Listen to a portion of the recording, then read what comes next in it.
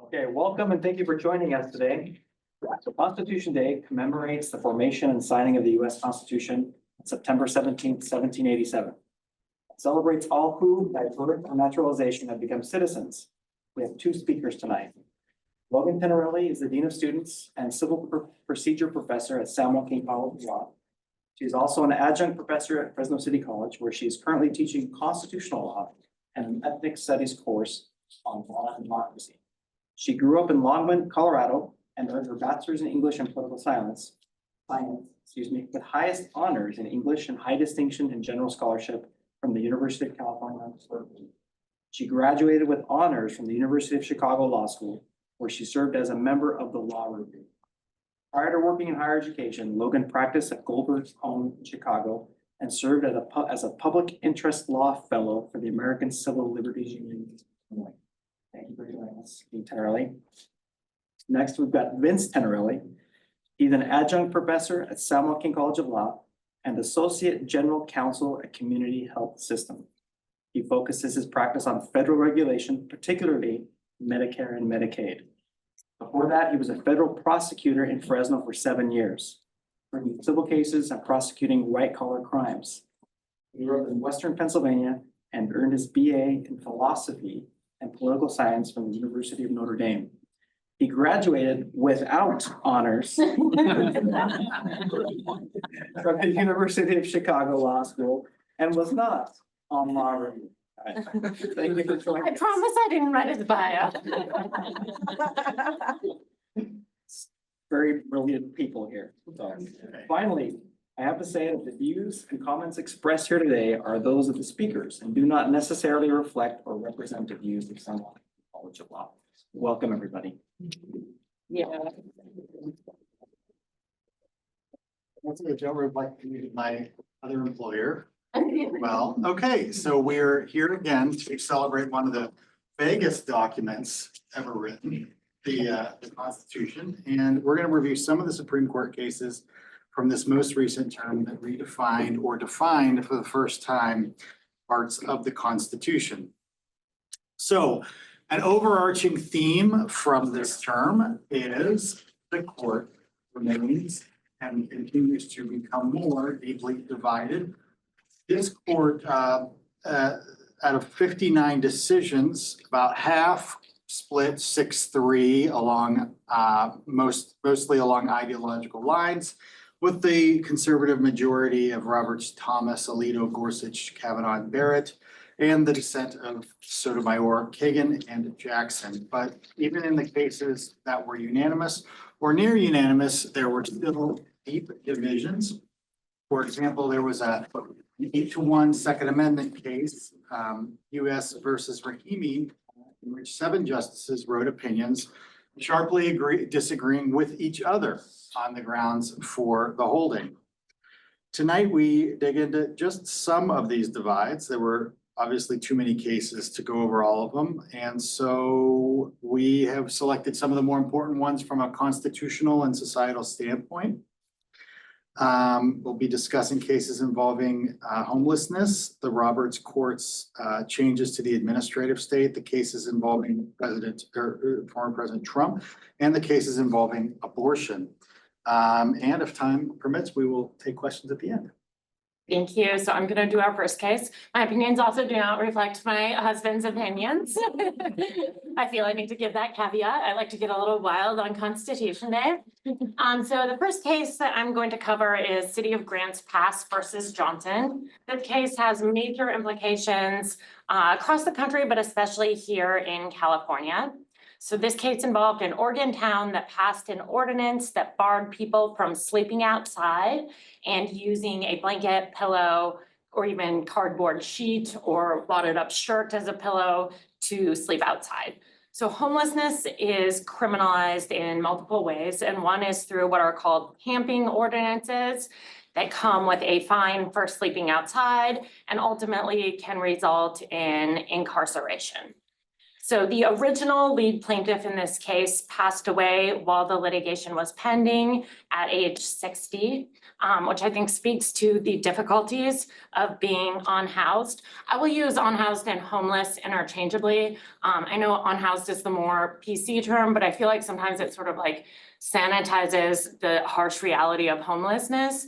So I will use both of them. At the time she died, she owed the city over $5,000 for sleeping outside. Two plaintiffs took over the case. They don't sleep outside literally, they sleep in their cars, but nonetheless have been cited and arrested for sleeping outside. Last year, the Ninth Circuit ruled that criminally punishing the unhoused people violates the Eighth Amendment's cruel and unusual punishment clause unless there are public areas or appropriate shelters where those individuals can sleep. So sometimes you'll hear people saying, oh, you know, cities should be allowed to fine people for sleeping outside. That's not what the case is about. It's about whether cities can do that given that they have no shelters, right? That they have no beds and no public places designated for people to sleep. So people have literally nowhere else to go who do not have housing.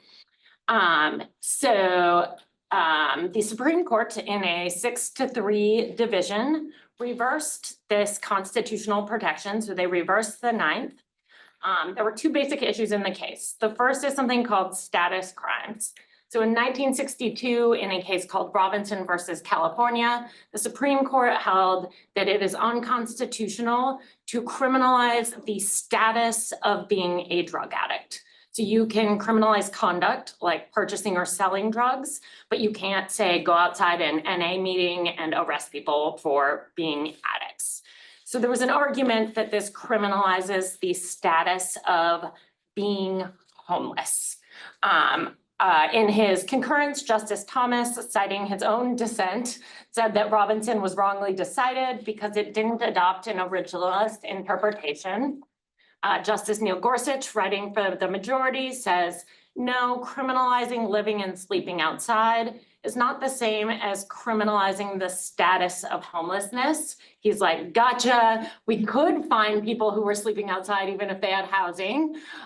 But Sotomayor points out in her dissent that at trial, an Oregon police officer testified that the police do not and would not go after, say, a family laying in sleeping bags, watching a meteor show, a person in a business suit who has nodded off, outside the courtroom, for instance, right? They are targeting people who they think look homeless. The second issue is the cruel and unusual punishment clause. So the conservatives have long held that the Eighth Amendment is about the type of conduct that can be punished, but not the nature of the penalty. So they say it bans things like tarring and feathering because these things are unreasonably cruel. On the other hand, the liberal justices have said, no, it's about proportionality, right? It's about the idea of the punishment fitting the crime. So maybe in some cases, the death penalty, for example, would be justified, but not for stealing a stick of gum, right? That relationship is part of what is inherent in the cruel and unusual punishment clause. So Sotomayor, joined by Justice Kagan and Jackson, dissented. She opened her dissent by saying, sleep is a biological necessity, not a crime. For some people, sleeping outside is their only option.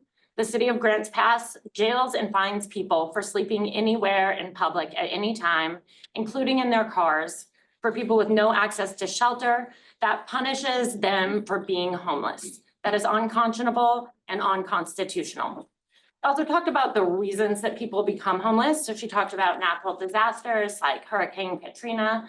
She talked about the number of veterans with PTSD who are homeless, who for whatever reason, have difficulty in holding a job. There are of course other disabilities as well that make it hard to hold a job. She said something like 60% of women who are homeless are fleeing domestic violence. And she said that the cruelty of the majority opinion is that it leaves the homeless with an impossible choice, either stay awake or be arrested. In practical effect, this decision means local governments can use criminal laws against the unhoused. Governor Newsom is threatening to withdraw funding from communities that do not in some way address homelessness. forcing Fresno and other cities to act if they want to continue benefiting from certain funds, including Prop 1 funds, which are for mental health treatment facilities for veterans and homeless people. So to get those funds, you need to get rid of your homeless people first. SJCL's own 1L, Jordan Kemp, who is with us today, invited Fresno City Council member Mike Carbasi on KC24, that is his channel, to discuss our local ordinances. Carbasi stated that grants passed, along with pressure from local businesses, played a role in the council's anti-camping ordinance passed in August and effective as of this week. The ordinance says no person may sit, lie, sleep, or camp on a public place at any time. Can sit in a public place, right? So this means libraries, this means public schools, this means public parks. This is obviously extremely broad and extremely vague. Doesn't make any sense if we look at the literal text. Violations of the ordinance are a misdemeanor, carrying a fine of up to $1,000 or 1 year in jail. Another ordinance targeting Fresno's homeless population passed just a few days ago, giving the city greater authority to remove homeless people from inside stores or from the sidewalks of shopping centers. The reality is that this is just a waste of police resource and millions of tax dollars, because unhoused people leave jail with no more resources than they entered with, and even less opportunities to get a lease. It's even harder to find someone to rent to you. So your chances of continuing to be homeless are even greater after you have left jail than when you went in. Okay, now we are gonna pivot to the more mundane, but not less important, to Chevron, and changes about administrative law. You've probably seen articles about this. And I think there are some misconceptions about what the case means and how broad and how important it is. So, you know, like it or not, the federal government's a lot bigger and more complicated than it was when the country was founded. Congress passes laws, but the executive branch has to enforce them. And that's where executive agencies come in. Agencies like the Department of Education, Health and Human Services, Energy, Transportation, you know, they regulate industries, and they also, potentially more importantly, they hand out billions of dollars in federal funds that have been allocated for various programs, including Medicare and Medicaid, and the Department of Education passes out quite a bit, particularly, you know, student aid, grants and things like that. So the reality is that Congress passes laws, but then you've got the president who is appointing his cabinet that is then enforcing those laws. Obviously, the president can be a pretty partisan figure depending on who's in the White House. And so you can have a lot of variation depending on who he or she appoints to the cabinet. So agencies have to implement these laws in various ways. There is all the way up to they can do something called formal rulemaking, which is like a very formal process where they're issuing formal regulations and they are asking people for input, and it's a formal called rulemaking process. And they also do it informally. They issue letter opinions. The Department of Education issues things called Dear Colleague letters. And so they have various ways of sort of enforcing these laws. And so some people have a problem with that because these are, a lot of these folks are unelected, you know, you can call them bureaucrats, you know, a lot of them are lifelong government employees, and they are promulgating, you know, regulations and disseminating them. And, you know, obviously nobody voted for these folks, so it can be a controversial situation. So what are the limits of what the agency can do? Because they can't just do whatever they want. Well, if the law is clear on a particular issue, they have to just execute it as written, right? They just have to follow the law.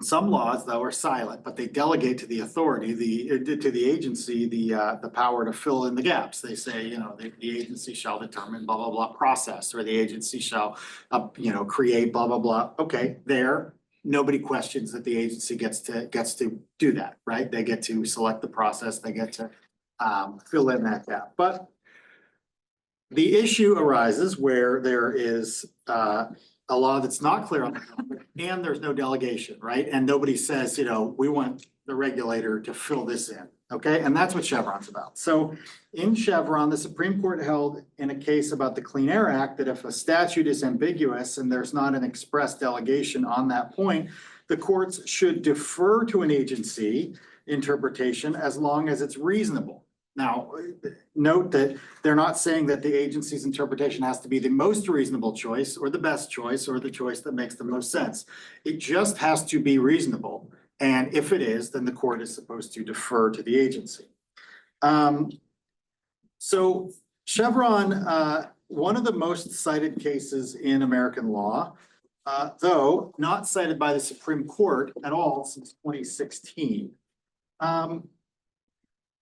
What this idea of deferring to the agencies does a lot is, it helps the agencies function in some respects because there are a lot of ambiguities in federal laws, a lot of which the Congress probably didn't even anticipate would be ambiguities, right? Because these laws are getting hashed out.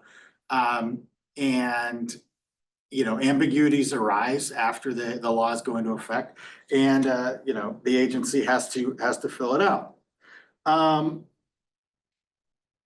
But there are real implications for agency rulemaking power. One example is the Obama administration in 2015 or 16 put in place these regulations about sexual assault that happened on a campus, and they were controversial, and they had to do with whether or not somebody who gets accused of sexual assault has the right to cross-examine their accuser, and whether they have a right to whether the accuser is supposed to attend the proceeding and basically be questioned about their account, right?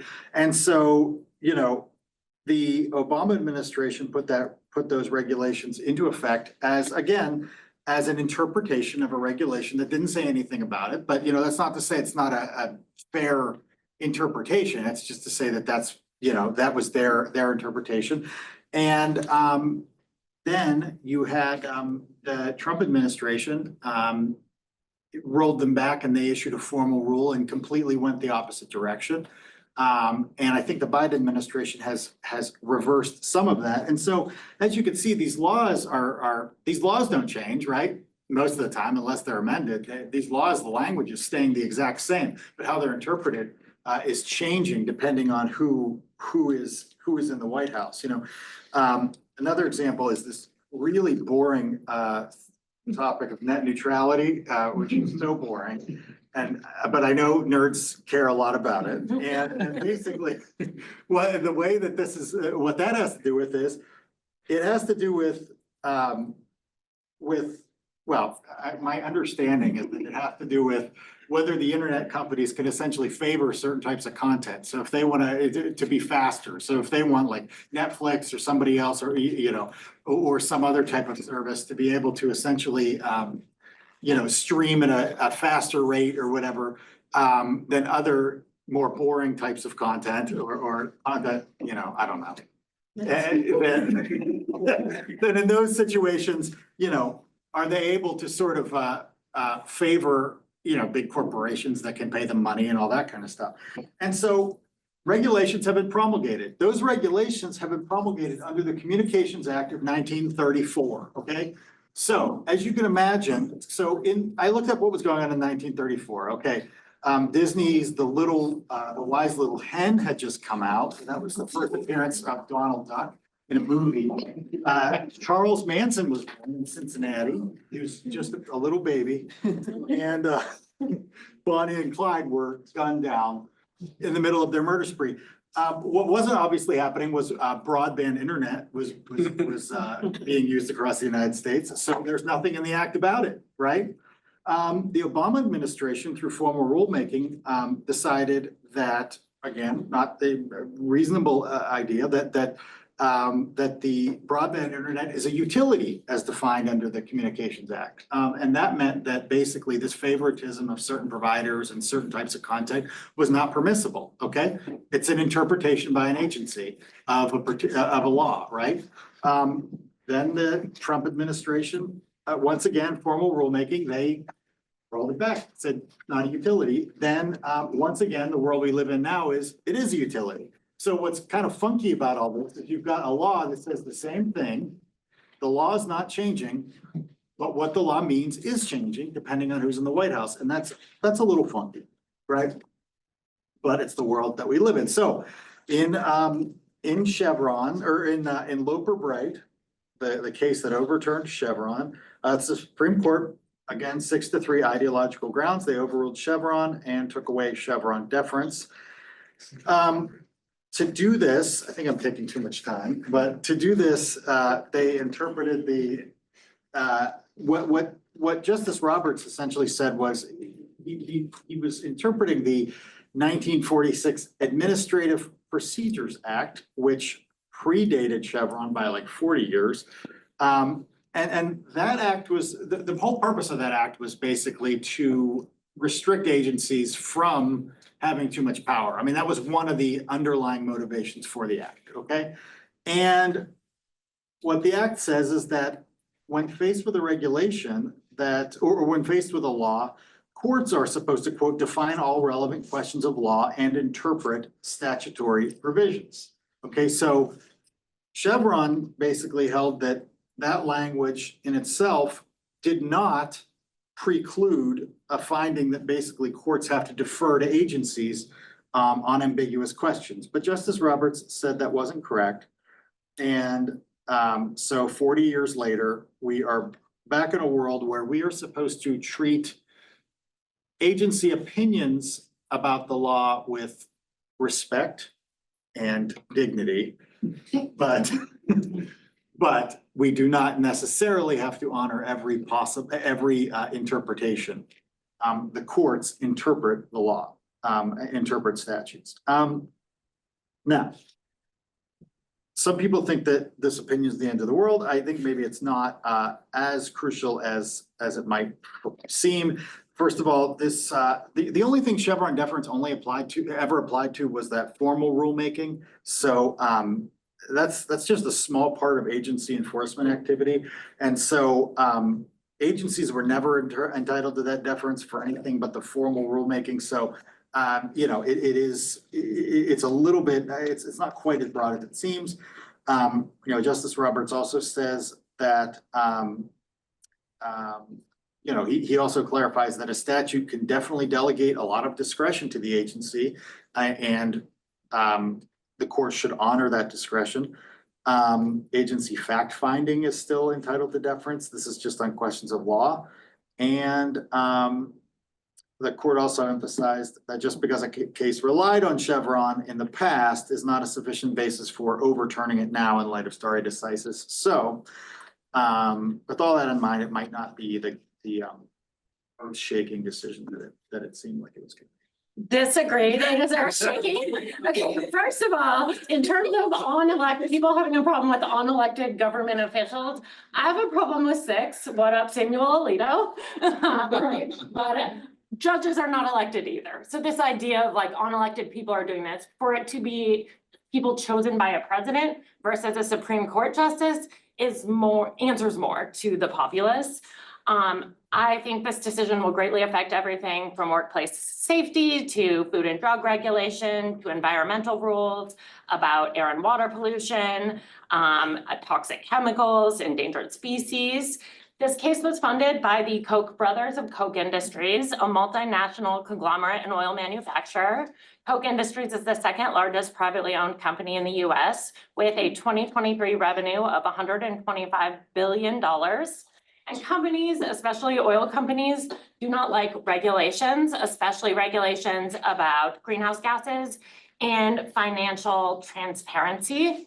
But deregulation has huge safety implications. So for instance, in the 1980s in the UK, Margaret Thatcher had a campaign to deregulate and encourage corporate innovation. Part of this meant that instead of listing precise rules, they would just describe end goals. So for example, rather than requiring certain non-flammable materials, the external walls of a building, the regulations now stated, should simply offer adequate resistance to fire.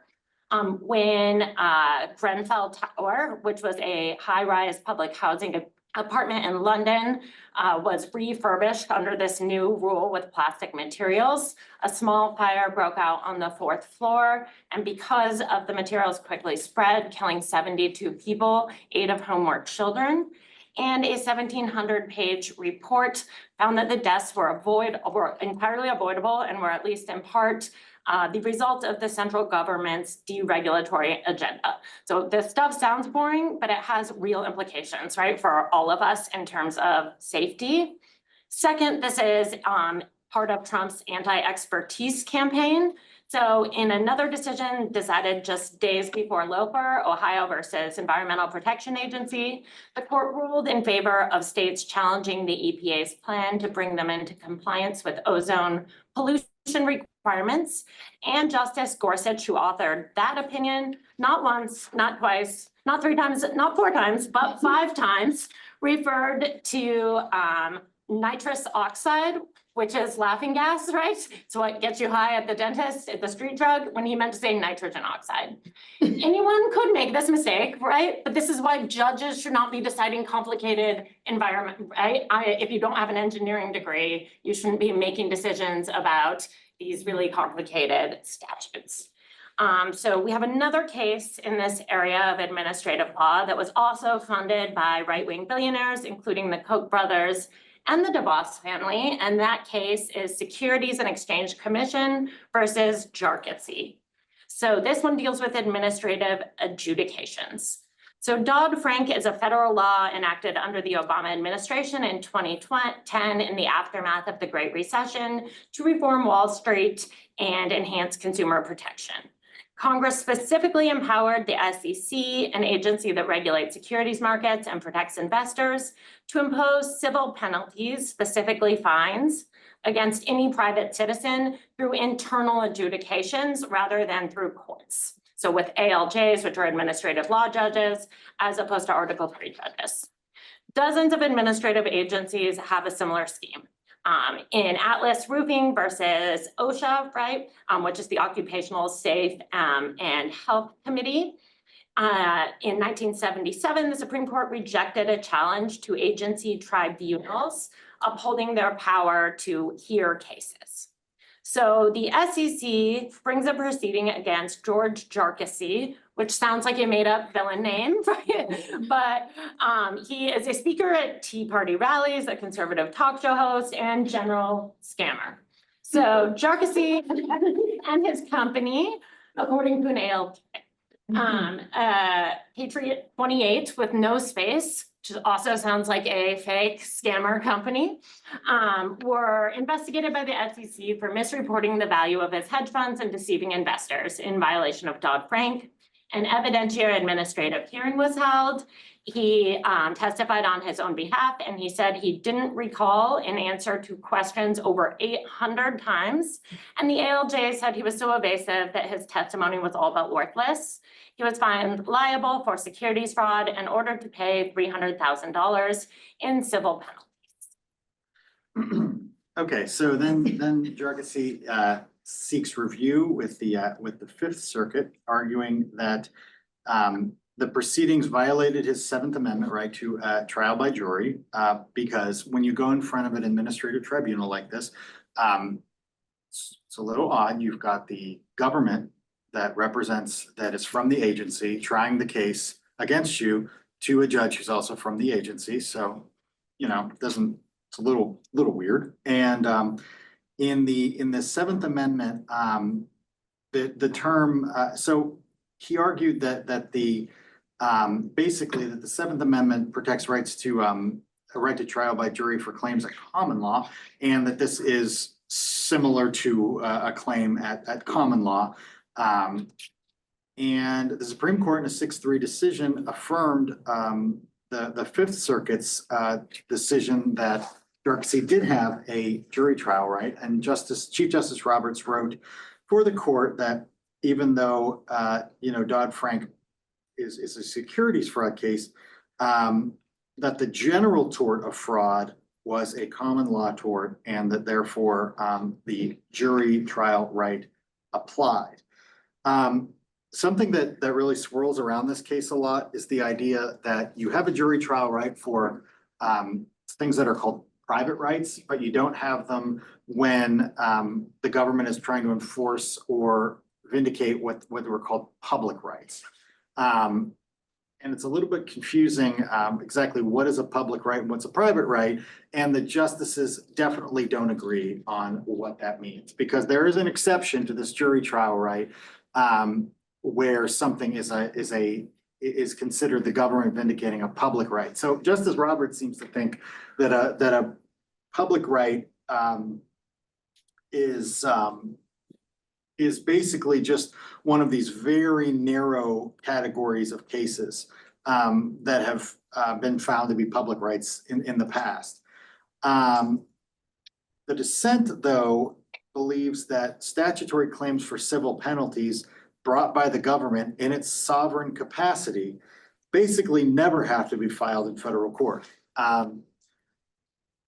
Basically, you can force people to try their case for civil penalties to an administrative tribunal where the agency is the plaintiff and the judge is from the same agency. So it's a little bit odd, this distinction between private and public rights, because nobody denies that like a contract case is vindicates a private right. So it's a little weird that you would have a right to a full trial by jury in a case that involves something as mundane as breach of contract. But if the government is trying to punish someone, with all of the reputational damage and potential monetary ruin that comes with, again, Darkasy is not a sympathetic character, but he's not the only person that's implicated by a government action for civil penalties. Basically, if the government's trying to do that to you, you're stuck with the agency. So that's a bit of a weird way to look at the distinction from the dissent. The majority thinks that basically it reads public rights to be very narrow, and obviously wants to push more proceedings into federal court. And so what we're left with here is what we know and what we don't know. And what we know is that securities fraud proceedings brought by the SEC have to be brought in federal court. What we don't know is whether virtually any other civil proceedings that aren't securities fraud actions by the SEC also need to be brought in federal court, because the government or the majority does not get that far. I think we know what they'd like the answer to be, but I don't think we know what the law is. So I agree, there's a lot of unclarity. So I think saying that this is akin to fraud is silly, because you're not paying a victim, you're paying the SEC. I think it's more like fines for tax evasion, where even if nobody is injured, right? Even if you misreport your assets and you make a lot of money and people ultimately make money off you, your investors, you can still be fined by the SEC. So I don't think it's analogous to the common law fraud tort fraud. I also want to point out that if this interpretation applies at the state level, fines imposed on someone for sleeping outside should entitle them to a trial by jury.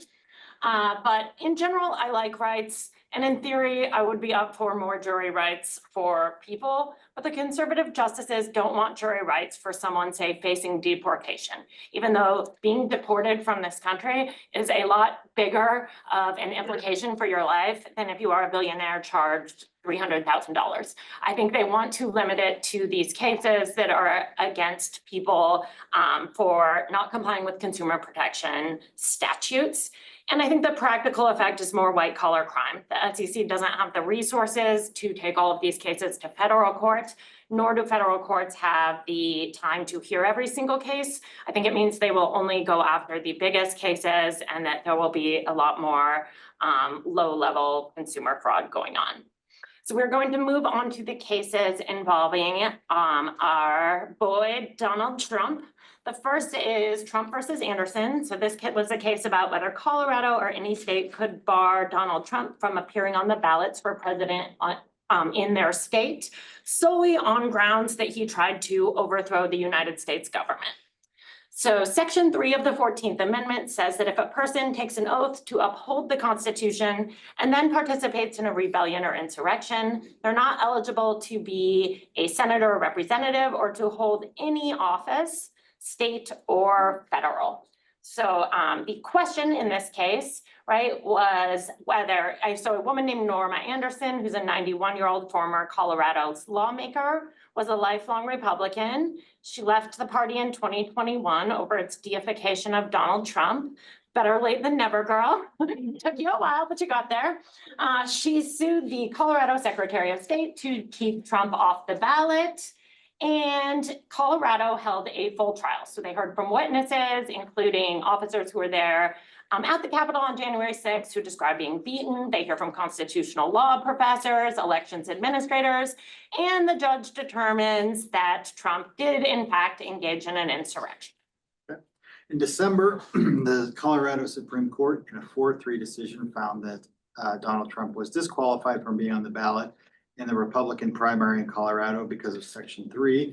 There were similar efforts underway to keep him off the ballot in Maine and Illinois, and he appealed to the Supreme Court and they unanimously reversed. The court held that only Congress can determine the eligibility of federal officers under Section 3. States don't have the power to enforce Section 3. And just to note, this was a per curiam opinion, meaning it was written anonymously, but it was a unanimous decision by the Supreme Court, which means that all 3 liberal justices signed on. So to not agree with this, you would have to be way, way out there. So while it's called per curiam, let me tell you guys why while it is called per curiam, there was actually a concurrence that was initially written as a dissent that reads exactly like a dissent. So, you know, look, I'm not happy they agreed to sign on for it because it makes bad headlines, but I can only hope that they were getting something very good back. So to this idea that states don't have the power to enforce Section 3 of the 14th Amendment, I would say why states enforce the 4th Amendment every day when there's a motion to suppress in a criminal case. States enforce the 14th Amendment every day if there's a case filed in state court for, say, violation of the Equal Protection Law or due process. They are enforcing the 14th Amendment. Moreover, in 1883, in the civil rights cases, the Supreme Court held that the 14th Amendment is self-executing, that it doesn't require any legislation from Congress, which gets to their second argument. But I think it's worth noting here that this case is the opposite of Shelby County versus Holder. In a way, they are both terrible opinions of the Roberts Court, and they are both intended to have conservatives win elections. But in that case, the court said, yeah, Congress has the power to enact the Voting Rights Act and Civil Rights Act, but that power is limited by states' rights to conduct elections how they want to. So the federal government can't use pre-clearance or can't require states to get approval from them before changing election procedures because it's a state's right. And here they say the states don't have any right to control who is on their ballot in the primary election in their state. So the Colorado Supreme Court decision only would have affected Colorado. Okay, so, and it leads to the absurd result that as of today, Trump is ineligible to hold office in Colorado as, say, an animal control officer, as someone who goes and catches stray pets, but he can nonetheless hold office as president. The second conclusion was joined by only 5 justices, and they said Section 3 is not self-executing. Instead, Congress would have to pass a law before authorizing itself to disqualify a candidate before it could do so.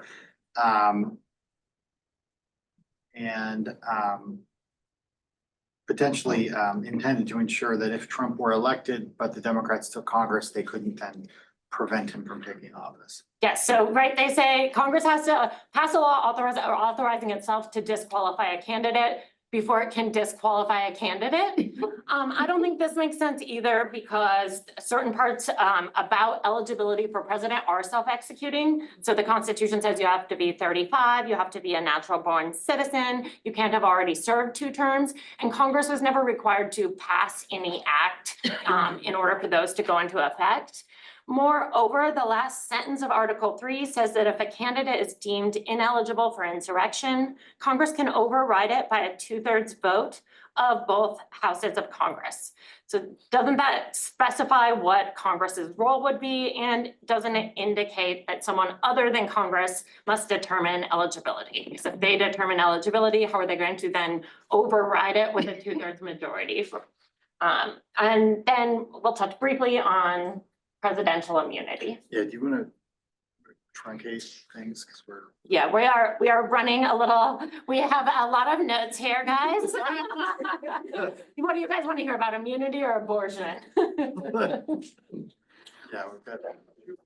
Yeah, so I'll just quickly summarize the immunity case. I'm sure people have heard about most, so we can not spend quite as much time on it, but for the first time ever, the Supreme Court held that presidents have absolute immunity in the criminal context, so immunity from prosecution for quote unquote official acts, meaning something related to the Constitution or a statute. Both the district court and the DC Circuit Court found there was no absolute immunity, and Trump appealed to the Supreme Court. Keep in mind, he appointed 3 of the justices. Samuel Alito is displaying a Stop the Steal symbol with an upside down flag outside his house.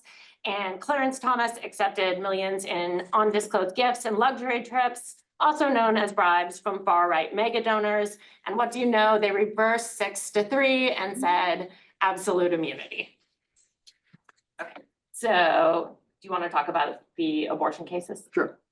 Okay, so there were 2 major abortion cases, and the upshot of them is that I don't really think they tell us anything at all about what the justices think about abortion at all. The first is the abortion pill case, and obviously the issues relating to the abortion pill are a big deal. Last year, 63% of all abortions in the United States were medically induced rather than surgically performed.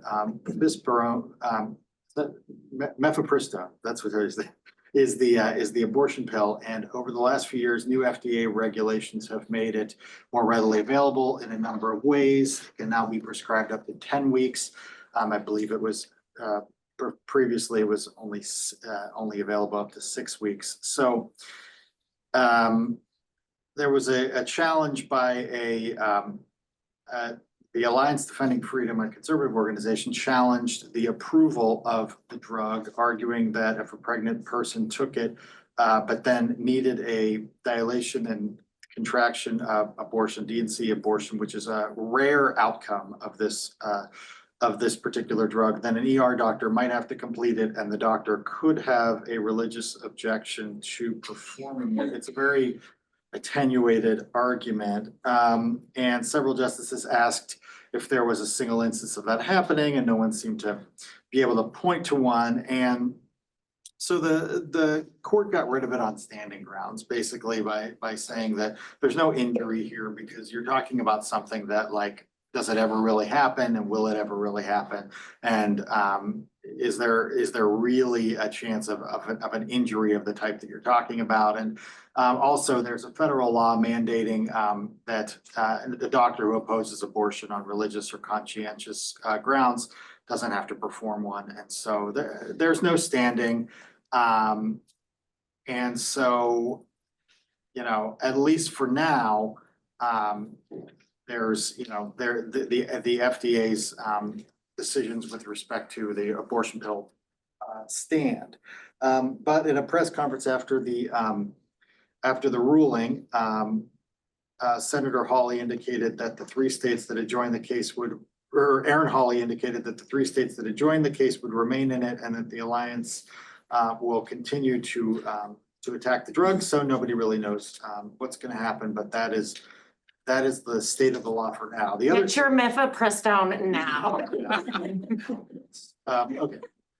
The other case is just a complete mess, and it is this case Moyle versus the United States, the most bizarre case ever, because the Supreme Court granted cert, and then they dismissed the grant of cert as improvidently granted, which should be the end of the story. But there actually were 4 opinions came out of this. 4 justices just wrote opinions after that, with their various thoughts on the world, and 2 of them were spicy. And I said, it's not, not like Mexican food in like a Midwestern strip mall, like they were actually like spicy. So under a federal law, under EMTALA is a federal law that basically says if somebody comes to a hospital and they need medical care, you have to provide it to them. And you have to provide the medical care up to a level that they're stabilized. And you have to provide necessary care until they're stabilized and they could be discharged. The Biden administration's taken the position that there are circumstances in which that stabilizing care would include abortion. For instance, if someone comes and they have a condition where if it's not addressed, for instance, I think preeclampsia is one of them where if it's not addressed, there could be long-term health implications. If not death, infertility, things like that could be, and so the Biden administration says, well, that's a need that the woman has. And so if abortion is the way that she opts to be treated for that condition, then you have to provide it for them. Iowa, though, has a law that says that you can't provide an abortion unless necessary to save the life of the mother. And whereas EMTALA, the standard there is arguably as needed for the health of the mother, right? In those situations that we were talking about. So the laws are arguably in conflict. So yeah, the Iowa law says that you have to, the doctor has to determine in the doctor's good faith medical judgment that the abortion is necessary to prevent the death of the woman. So, and even went further, it said, even then the doctor must attempt to perform the. I looked up Sorry, the it's not funny. statute. I wrote these notes right. I'm I was gonna say, my notes. I know. I'm like, these do not look like what I typed. These have been tampered with. I told you. God almighty. Review them. Like, well, how, this is an Oh, well, outrageous rules, and I felt that. Anyway, so the district court granted Idaho, a district court held that the Idaho law was preempted, which means that they held that there was a conflict with federal law, and that the Idaho law was preempted by the federal law, supremacy clause, you have to follow federal law if it's conflict with state law. And so they issued an injunction. Idaho appealed to the Ninth Circuit for a stay to get rid of, a stay of the injunction, to say pause the preliminary injunction, and the Ninth denied it. And so Idaho went to the Supreme Court to request that the stay be removed. The Supreme Court so the Supreme Court removed the stay, so then the injunction goes back into effect, and so the abortions can't be performed, right? So now we've got Idaho. Idaho has won in that respect because their law is now in effect. And then the Supreme Court, though, dismisses, right? And so what happens then? Well, the injunction goes back into effect. Basically, the injunction goes back into effect, and and you have to follow federal law, not Idaho law, right? So again, the justices then started writing, and they didn't stop. And 3 of them thought that it was very clear that federal law, trumped state law. But two of them were just like, whatever, let's just get rid of this case and let the injunction go back into effect. I don't care, basically. That's what two of them said.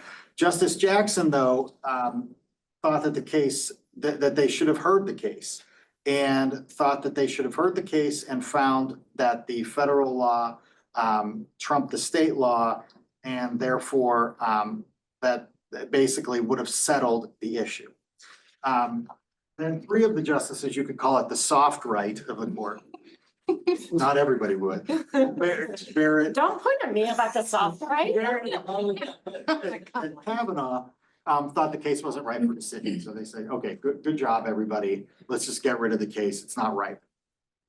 And then you've got the hard right, Alito, Gorsuch, and Thomas, and they thought, you know what, we agree with Jackson. We should have heard this case, but not, we don't agree with what she said because we think it should have come out the other way. And we think that EMTALA, I have to say this was a weird one. They said that we don't think that EMTALA requires you to perform abortion in cases. In fact, we think EMTALA requires hospitals to care for the unborn child. It sounded like they were saying almost to the same extent as the mom, which would be that would be a hot take, I would say, because but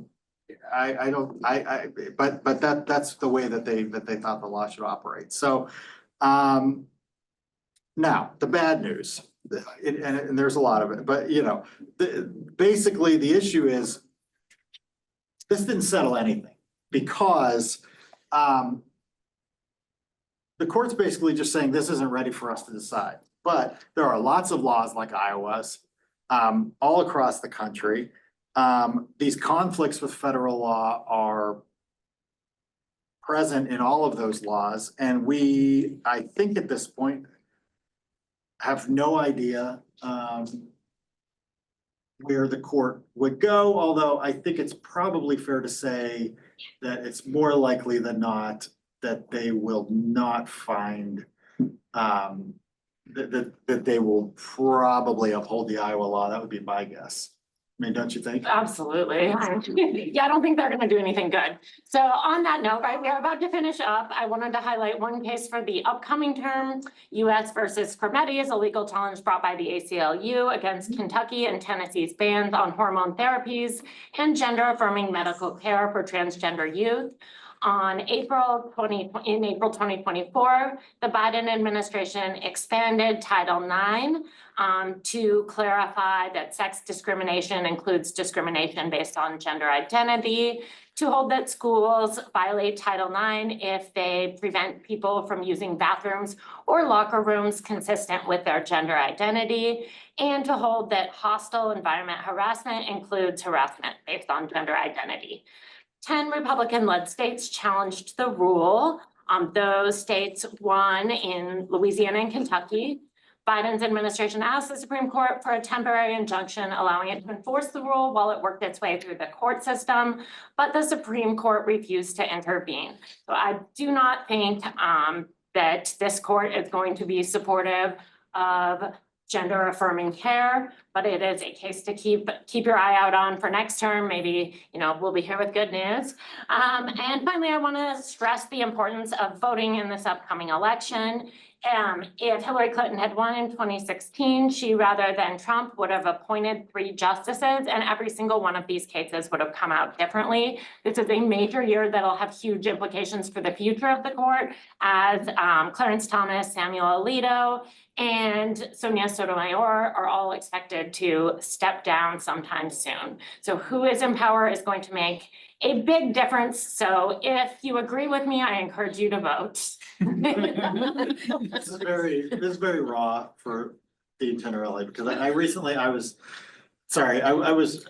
renewing her driver's license for her and I accidentally changed her political party and I can't figure out. I can't figure out how to take it back and it's been a. What now, right? Yeah, you're independent. The primary. Suppression. not a mechanism. to change it. Okay, thank you guys all so much for coming. This was really fun. We really appreciate you all being here, especially if you came from my class at City. Thank you. You'll get extra credit. Okay, thanks all and have a good class.